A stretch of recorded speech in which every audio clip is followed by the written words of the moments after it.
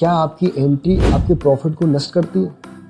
सबसे बड़ा क्वेश्चन और सबसे बड़ी इंफॉर्मेशन इस वीडियो में छुपी है। वो आप अगर पूरी देखेंगे तो मैं आपको चार्ट पे भी सिखाऊंगा और वो पहले बात करके भी थोड़ा समझाऊंगा, फिर चार्ट पे भी अच्छे से दिखाऊंगा। और एंट्री बेस बन जाता है उसके बाद ही लेना चाहिए, ये भी मैं आपको बताऊंगा। और एंट्री लेने के बाद कैसे प्रॉफिट इंक्रीज होता जाता है वो भी मैं आपको बताऊंगा। ठीक है, चलिए उसके बारे में बात करते हैं। पहला पॉइंट है कि एंट्री कैसे लें। हमेशा एंट्री क्या है ना, बेस बन जाने के बाद ही लेना चाहिए स्टॉक में। ठीक है, दूसरी बात, जब भी हम एंट्री लेते हैं तो हमें उस जगह एंट्री लेना चाहिए जब स्टॉक की में रफ्तार आने वाली हो 80 to 90%। क्योंकि अगर आपने सही एंट्री बना ली तो आपका जो स्टॉक है ना वो भागता ही चला जाएगा। जैसे कोई स्टॉक आपने एंट्री बनाई 20 रुपये पे, तो वो 20 रुपये के बाद स्टॉक 50 रुपये जाएगा और 50 रुपये के बाद वो 30 रुपये आ जाएगा। 30 रुपये के बाद वो फिर 60 रुपये जाएगा, उसके बाद हो सकता है वो 25 रुपये पे आ जाए। तो आपको ये लगेगा कि अरे यार मैं 60 रुपये में बेच देता तो मुझे प्रॉफिट हो जाता और ये 25 रुपये आ गया तो मैं खरीद लेता। पर ऐसा नहीं कर सकते क्योंकि आप वेट कर रहे थे कि भाई ये तो 100 रुपये हो जाएगा। प्रॉब्लम ये। दूसरी प्रॉब्लम ये है कि जब वो नीचे आता है तो हमारा जो दिमाग है ना वो साथ नहीं देता, क्योंकि हम पे पेशेंस की बड़ी प्रॉब्लम होती है और मार्केट हमेशा पैसा पेशेंस से देता है। तो पेशेंस अगर नहीं होगा आपके पास तो पैसा नहीं बनेगा। अच्छी एंट्री नहीं होगी आपके पास तो भी पैसा नहीं बनेगा। एंट्री से क्या मेरा मतलब है? एंट्री से मेरा मतलब है कि जब आप एंट्री ले तो उसके बाद स्टॉक हमेशा ऊपर ही चलना चाहिए। जैसे 20 रुपये पे आपने एंट्री ली तो स्टॉक अगर 50 रुपये 30 रुपये जहाँ तक भी चल रहा है तो आपको कुछ ना कुछ प्रॉफिट दे रहा है। लेकिन अगर आपकी एंट्री के बाद स्टॉक अगर नीचे आ जाता है और वो नीचे ही ट्रेड चलता रहता है तो आपका मनोबल भी ब्रेक होता है, क्योंकि आपने उसमें कोई पैसे नहीं कमा रहे होते और आप उसमें लॉस में दिख रहे होते। तो अगर चीज़ों को अगर सही से समझा जाए तो एंट्री बहुत इंपॉर्टेंट होती है। ठीक है, अब चलते हैं हम चार्ट पे। मैं आपको अच्छे से समझाऊंगा चार्ट पे कैसे तरीके से हम एंट्री ले सकते हैं। चार्ट पे आ गए और गैस्ट्रिक चार्ट में समझेंगे हम। समझने के लिए गैस्ट्रिक चार्ट का यूँ क्योंकि बहुत एग्जाम्पल है, बहुत अच्छा एग्जाम्पल हो रहा है तो इसकी वजह से मैंने उसको लिया है। तो जब स्टार्ट हुआ था ना ये चार्ट 2003 में आया था और उसने काफ़ी अच्छी एक रैली दिखाई थी, तो लोगों को लगा कि अरे यार ये बहुत भाग रहा है तो इसमें हम एंट्री लेंगे तो हमको भी प्रॉफिट होगा। लेकिन जिन लोगों ने यहाँ पे एंट्री ली, जैसे ऊपर एंट्री ली, इसके बाद इसने गिरावट दिखाई है। ये मंथली चार्ट है, ये गैस्ट्रिक का मंथली चार्ट है, तो ये गिरावट दिखाई है। उसके बाद ये गिरा और यहाँ पे आया। तो यहाँ पे जैसे किसी ने स्मार्ट लोगों ने अगर एंट्री बनाई है तो यहाँ पे 192 रुपये का दिख रहा है सेल पे, तो 192 रुपये का एंट्री हुई है। 192 से ये कहाँ गया, 393 तक गया। आप इसका कैंडल का हाई देख सकते हो जो 392.90 है। ठीक है, 393 के लगभग ये हाई गया। उसके बाद इसने जो एंट्री बनाई थी 190 के आसपास वहीं पे आ गई। तो क्या होता है कि जी इतनी चाल चल जाता है ना और लोगों को लगता है कि यार अब तो बढ़ गया, मैं प्रॉफिट बुक करूंगा, लेकिन वो प्रॉफिट नहीं बुक करते हो जिसकी वजह से वो वहीं आ जाता है। तो उनको लगता है कि अरे यार स्टॉक चला था और मैंने प्रॉफिट बुक नहीं किया तो स्टॉक वहीं आ गया, अब तो मेरा प्रॉफिट गया।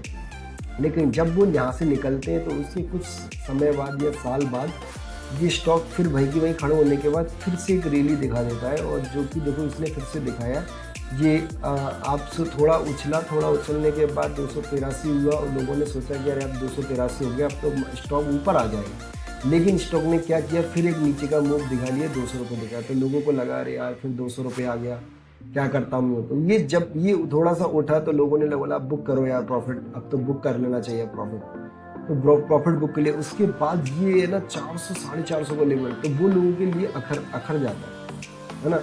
उसके बाद ये स्टॉक फिर से नीचे आया, 275 रुपये का लो लगाया। उसके बाद फिर से ऊपर गया 200, फिर उसके बाद और डाउन रैली मार्केट की आई 163 रुपये पे जो 190 के नीचे चली गई। उसके बाद जब लोग थक गए, हार गए कि स्टॉक नहीं चल रहा है, फिर स्टॉक में ऐसी रैली आई जो काफ़ी अच्छी रैली थी। जो लोगों ने स्मार्ट लोगों ने इधर कैच किया, उस लोगों ने 283 से बनाए 1300-1400 रुपये। ये स्मार्ट रैली थी। ठीक है, जो बड़े प्लेयर होते हैं वो इस स्मार्ट रैली को समझते हैं। अब मैं कैसे कह रहा हूँ, देखो स्टॉक आप देख रहे होंगे कि काफ़ी समय से अगर मैं इधर स्टॉक लेता तो मैं इसको यहीं पे बेच देता। वो कैसे, ये पैटर्न है ना, वो पैटर्न आपको बता रहा है कि ये सेलिंग होने वाली है। ठीक है, और ये लो जब आ रहा है तो ये एंट्री पॉइंट है, इसका ये एंट्री पॉइंट है। मैं आपको बता दूँ ये एंट्री पॉइंट है। ये वॉल्यूम यहाँ से जनरेट हुआ था, यहाँ से वॉल्यूम जनरेट हुआ तो यहाँ पे एक एंट्री बनती है। अगर बंदे ने यहाँ पे पर्टिकुलर एंट्री बनाई है तो वो यहाँ तक इसको होल्ड कर सकता है, और उसके ऊपर भी जब तक स्टॉक रहेगा तो होल्ड कर सकता है, तो कहीं ना कहीं से कोई टेंशन नहीं होगी। ठीक है, उसके बाद जब ये रैली आएगी तो रैली में आराम से प्रॉफिट बुक कर सकता है। ये कि 200 रुपये में गया था, अगर 300 350 रुपये भी बुक करता है तो भी उसको पैसा बनता है। उसके बाद जब ये रेंज बाउंड हो गया, उसके बाद और रैली आई, देखो यही सपोर्ट से आया और यहीं से ये सपोर्ट लेने के बाद फिर एक रैली आई। लेकिन आपको अगर यहाँ पर नहीं लेना है तो इसकी जो मेन एंट्री थी वो यहाँ बनती थी, जो कि वो ऊपर वाला लेग सपोर्ट था। जब इसने इसको तोड़ दिया तो उसको ये रेजिस्टेंस को सपोर्ट बनाने के लिए आए, तो लोगों ने यहाँ पे एंट्री ली। उसके बाद उन्होंने यहाँ मूव पकड़ा और उसके बाद जब वो रैली सेलिंग रैली दिखाई उसने, तो करीबन 1000 रुपये तो उन्होंने बेच दिया। तो 300 रुपये से 1000 रुपये की रैली उन्होंने पकड़ी अच्छी तरीके से। तो ये होती है एंट्री का सही एंट्री का लेवल। ठीक है, अब मैं हिंदुस्तान यूनिवर में आपको ये बताता हूँ कि डेली में जो मैंने एंट्री ली थी डेली के चार्ट पे, वो कैसे ली थी। ठीक है, डेली के चार्ट पे जो मैंने एंट्री ली थी वो इस तरीके से ली थी, जब स्टॉक काफ़ी चल रहा था और काफ़ी रेंज बाउंड हो गया था। देखो ये स्टॉक काफ़ी रेंज बाउंड था, रेंज बाउंड होने के कगार पे था, है ना। तो मैंने ये समझ लिया कि ये रेंज बाउंड हो गया, मतलब ये इसने बेस बना लिया, एक बेस बना लिया। तो बेस के बाद जब वो ब्रेकआउट देता है तो वो एक चाल अच्छी दिखाई देता है। तो देखो बेस के बाद इसने यहाँ पे दिखाया और मैंने यहाँ इस जगह पे एंट्री ली। उस एंट्री के बाद देखो स्टॉक ने कितनी बड़ी चाल दिखाई, और जब चाल दिखा दी ना तो मेरे दिमाग में कुछ चीज़ रही कि भाई मैं तो प्रॉफिटेबल में हूँ, कोई दिक्कत नहीं है। उसके बाद ये काफ़ी दिन तक रेंज बाउंड रहा, उसके बाद ब्रेकआउट दे दिया तो भी मैंने काटा नहीं। उसके बाद जब ये यहाँ पे हुआ और ये ब्रेक कर दिया नीचे की तरफ, तब मैं निकल गया इससे। अब ये नीचे कर रहा है, क्योंकि ये नीचे इसलिए कर रहा है क्योंकि वो अपने बड़े चार्ट पे वीकली चार्ट पे देखेंगे हम, तो देखो ये वीकली चार्ट है और इस पर जब मंथली जाएंगे तो आपको और क्लियर दिखाई देगा। मंथली चार्ट पे ये अपनी एंट्री को जो ये रेजिस्टेंस लेवल है, ये जो रेजिस्टेंस लेवल इधर दिखाई देता है, ये रेजिस्टेंस है, इसको सपोर्ट बनाने के लिए आ रहा है। तो ये फिर से यहाँ आएगा और हम यहाँ पे फिर से मैं एक पोजिशनल एंट्री भी ले सकता हूँ और एक इन्वेस्टिंग एंट्री भी ले सकता हूँ, है ना। तो ये क्लियर नहीं है, ये कोई आपके लिए गाइडेंस नहीं है, ये तो एक एंट्री का परफॉर्मेंस आपको बताने के लिए मैंने वीडियो बनाई है कि एंट्री कितनी पावरफुल हो सकती है। अगर आपको लगता है कि ये एंट्री मेरे को भी सीखनी है, अगर आप लोगों को भी ये एंट्री सीखनी है, तो ये एंट्री के लिए आप ना मेरे को कमेंट्स में लिख सकते हैं एंट्री, तो मैं एक वीडियो सेपरेट बना दूँगा, तो आप एक प्रॉफिट मतलब एक अच्छी एंट्री ले पाएंगे, चाहे वो ट्रेडिंग हो चाहे इन्वेस्टिंग हो।